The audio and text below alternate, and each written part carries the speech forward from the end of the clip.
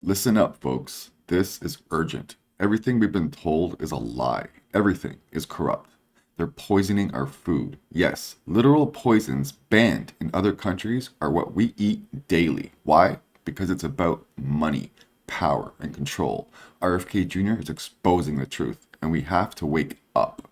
To help support this channel, check out my Bitcoin t-shirt shop. I've got a special Bitcoin Christmas shirt up now. Your support means I can keep making videos to get this critical information out there. Now pay close attention. This is life and death. This is what most Americans innocently put into their bodies these days, and most alarmingly, into the bodies of their children. And it's no coincidence that Americans die earlier than Canadians or Germans or Italians or Japanese or Koreans or Australians or most any other comparable country.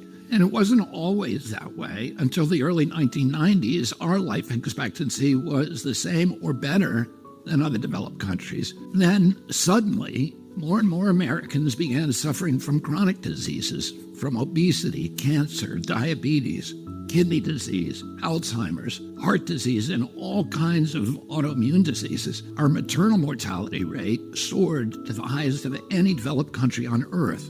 Same with infant mortality. Like the frog in the slowly boiling water, we didn't really notice as we got sicker and sicker. We've grown now to accept chronic disease conditions as normal. But now, in 2024, we're finally waking up to this cataclysm, and we're asking ourselves, how in the world did this happen? A big part of it is our diet. Restaurants that serve contaminated food are fined or shut down. But when it's the government that approves the poisons in our food, a few people get very, very rich, and the toxins end up in every supermarket aisle. Let me show you what I mean. Doritos, Cheez-Its, Cap'n Crunch, gummy bears.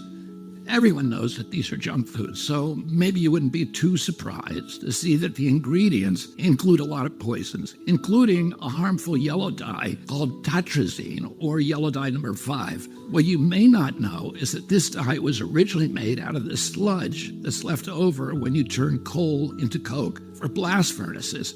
It's called coal tar, and I've actually sued many big industries for legacy contamination of coal tar all around the country because it's so toxic and it's so harmful to the environment and human beings. A century ago, it was just an obnoxious industrial byproduct that everybody was trying to figure out ways to get rid of. One of the ways that they did that was by paving roads. But then a British chemist figured out that the coal tar could be used to derive fabric dye. And if fabric dye, why not food?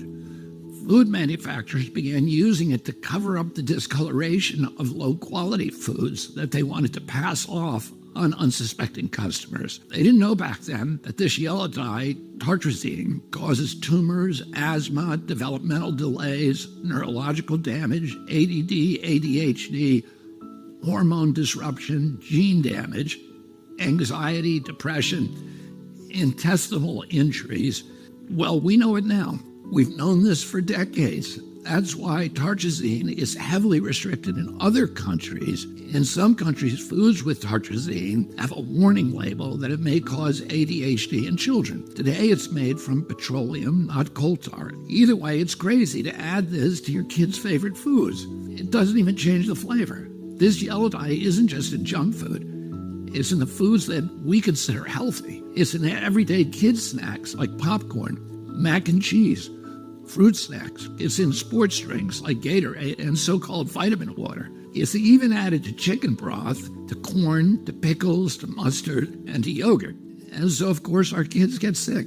And we lovingly feed them chewable vitamins which have, surprise, tartrazine. And so the cycle continues until the coughs and asthma kick in, at which point you go to pick up some cough syrup. And yeah, you guessed it, tartrazine. I've been picking on tartrazine today, but that's just one of at least 100 chemical poisons that our health agencies allow into our children's food. I can make a video just like this to talk about Red 40, BHA, BHD, potassium bromate, chemical after chemical, and on and on and on. If just one of them can cause all of these problems, imagine what they're doing in combination. That has never been studied. If we took all of these chemicals out, our nation would get healthier immediately. We'd have fewer sick days. We'd have better focus.